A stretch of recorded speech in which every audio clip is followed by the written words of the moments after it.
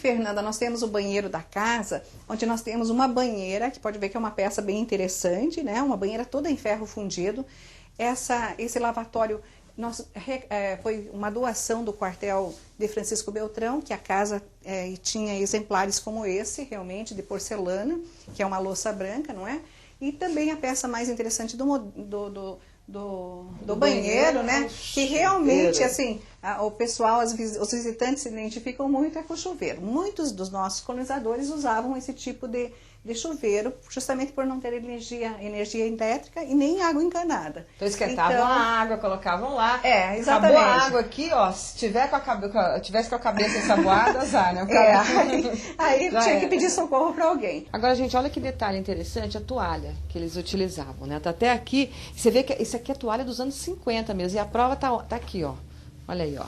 Isso aqui era um saco de açúcar. Exatamente, como diz aqui, né? Olha, veio do Pernambuco, safra 51 e 52 de açúcar. E aí foi alvejado, né? Exatamente. Então, tudo que chegava na região era de grande valia, né? Porque aqui era uma região de difícil acesso, porque não tinha asfalto, né? Então, naquela época, eles usavam muito os sacos de essas bolsas que vinham ensacado o açúcar, alvejava-se para fazer panos de prato, panos de banho, até como se fosse uma toalha de banho, né? Então, Fernanda, aqui nós temos uma sala de exposições itinerante, onde esse acervo permanente fica realmente é composto de equipamentos agrícolas da época da colonização. Aqui são máquinas muito rústicas, de moedor de milho, moedor de café. Inclusive nós temos uma peça muito interessante que veio do norte do Paraná, porque o café não é típico da região sudoeste do Paraná por causa do frio, né? Então Mas ele vinha em grãos para cá, né? Ele vinha em grãos e aí você tinha que torrar. Exatamente, tinha que torrar. Então nós vemos assim, grande parte das ferramentas, todas as casas, as famílias realmente tinham muitos serrotes, né? E toda essa ferramenta, porque realmente as casas eram de madeira e eles precisavam, então, os marceneiros, né, tinha muito serviço de marcenaria e eles eram muito utilizados aqui na nossa região. Agora eu estou vendo nesse ônibus aí no transporte público de Francisco Beltrão na década de 50, está escrito lá Marrecas. Exatamente, Fernanda. O que quer dizer isso? Marrecas é uma alusão, então, à nossa vila, que era, antes de ser emancipada em 52, ela era a Vila Marrecas. Então, nós temos ali um registro, né, do transporte coletivo aqui da região daquela época, antes de 1952. Com a emancipação do município, ela passa a ser Francisco Beltrão. Agora, gente, é uma curiosidade aqui. A Tânia contou em off pra gente, mas eu não vou resistir. Essa foto aqui, quando eu estava reunindo as fotos, entregaram essa foto para ela. Ela olhou, quem são esses aí? E ela não fazia a menor ideia. Aí que ela foi descobrir, sabe quem são eles? Tânia, quem são eles? Ai, Fernanda, agora você... Realmente foi uma emoção muito grande essa fotografia, como muitas outras de outras famílias aqui de Francisco Beltrão. Mas realmente nós temos aqui um grande empresário hoje da nossa cidade, que se chama João Gabriel, e os dois sobrinhos dele, Valnei e Valmiro Guedin. E por sinal, o Valnei é o meu marido. Olha só, tá vendo? Então, Fernanda, nós temos aqui essa parte do museu que abriga esse acervo realmente fotográfico. Eu tenho certeza que é o maior acervo fotográfico dessa história que aconteceu aqui no sudoeste do Paraná, que foi a Revolta dos Poceiros, revolta de 57. Que completou aí 50 anos, 50 anos, recentemente, e foi reverenciada nacionalmente, não só pela Assembleia Legislativa, mas também pelo Senado,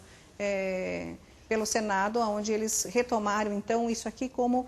A gente tem aqui como ela um exemplo da primeira grande reforma agrária do Brasil. O que é interessante deixar claro que os poceiros, eles ocupavam as terras e eles queriam a regularização disso. Eles estavam ameaçados de ser expulsos das terras. Como é que é essa história? Conta pra gente, que é sempre bom lembrar isso. Essa história, então, a colonização do estado do Paraná, essa região de fronteira de Santa Catarina, ela começou, então, com esse incentivo do Getúlio Vargas, pretendendo, então, demarcar essas terras com a colonização. Então, ele traz para cá a Cango, onde a Cango dava para as pessoas, para as famílias que aqui chegavam, ela dava um protocolo de posse, mas ela não dava o título da terra, porque essa terra estava sob júdice. Ela estava numa briga judicial com o governo federal. Então, tinha dito vários donos, então não tinha-se o título das terras. Aí, os colonos vieram, realmente eles se assentaram na terra, trabalharam a terra, constituíram suas famílias, muitos vieram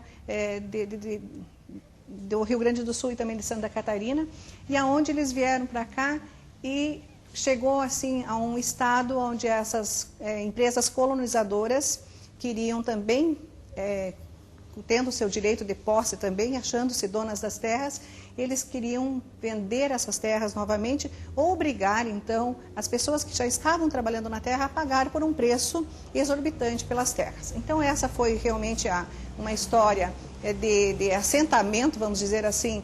As pessoas já estavam trabalhando, eram pessoas de bem, eram famílias constituídas, eram famílias que sabiam que a terra era fértil aqui no sudoeste do Paraná e que vieram para cá. Realmente não existia esse título. Então essa luta toda foi para mobilizar, sensibilizar o governo federal de que realmente esse povo todo aqui precisava do título da terra definitivo e não ficar então sob ameaças de pessoas que se diziam também donas dessas terras aqui E olha a mobilização que foi isso, né? Você vê aqui gente carregando a bandeira do Brasil.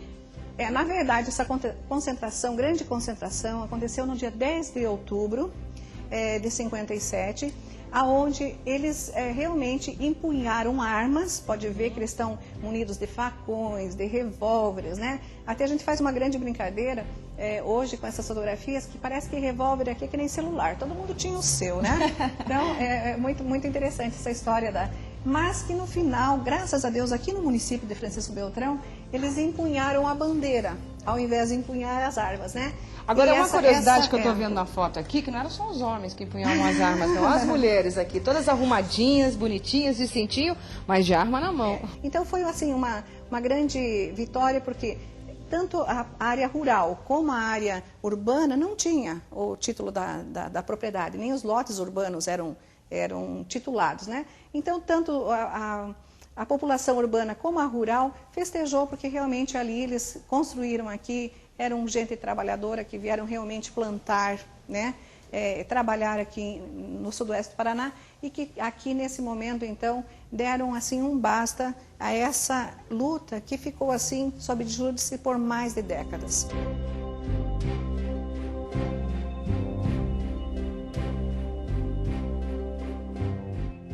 Bom, a gente conheceu uma boa parte da história de Francisco Beltrão, uma história muito intensa e forte aí com relação à história do Paraná. Começou para proteger as fronteiras do Brasil, as fronteiras do Paraná, e o Getúlio Vargas, por determinação do então presidente Getúlio Vargas, e a gente viu aí a grande reforma agrária que aconteceu aqui no Sudoeste com a revolta dos poceiros. Realmente, esta é uma casa que tem história. Fernanda, a gente fica feliz por ter restaurado essa casa, por ter mantido essa casa como parte de um pouco da história, para que os nossos filhos, nossos netos conheçam tudo. Ai, desculpa. Não tem problema. Realmente a emoção toma conta, porque essa casa tem um significado muito grande, não só para o Sudoeste, e não só para Francisco Beltrão, mas para todo o Sudoeste do Paraná. Ela realmente fez parte da história do contexto nacional, não só do Paraná, porque aqui vieram pessoas muito ricas em cultura, elas transformaram a nossa cidade, né? Com a vinda da Cango para cá, a gente teve assim, a oportunidade de conhecer muitas pessoas ilustres, né? Como hoje nós temos aí pessoas de destaque no cenário nacional, que podíamos destacar dezenas delas, que nasceram aqui dessa luta e também dessa preservação que a gente gostaria de fazer, que estamos fazendo enquanto diretora de cultura, para que realmente assim, os filhos conheçam essa história que é tão rica, tão interessante e que é uma parte do nosso legado para as futuras gerações. Então é isso que a gente gostaria de deixar para todo o Paraná. Tânia, muito obrigada, estou muito feliz de conhecer essa casa, muito feliz de conhecer a história de Francisco Beltrão, obrigada mesmo, e assim, parabéns pelo teu empenho em resgatar toda essa história tão importante aí para o Estado, para o Brasil. Obrigada mesmo. Obrigada, Fernanda. Então a gente fica aqui, quero dizer da nossa satisfação de tê-los, né, e desejar a vocês assim tudo de bom e de maravilhoso.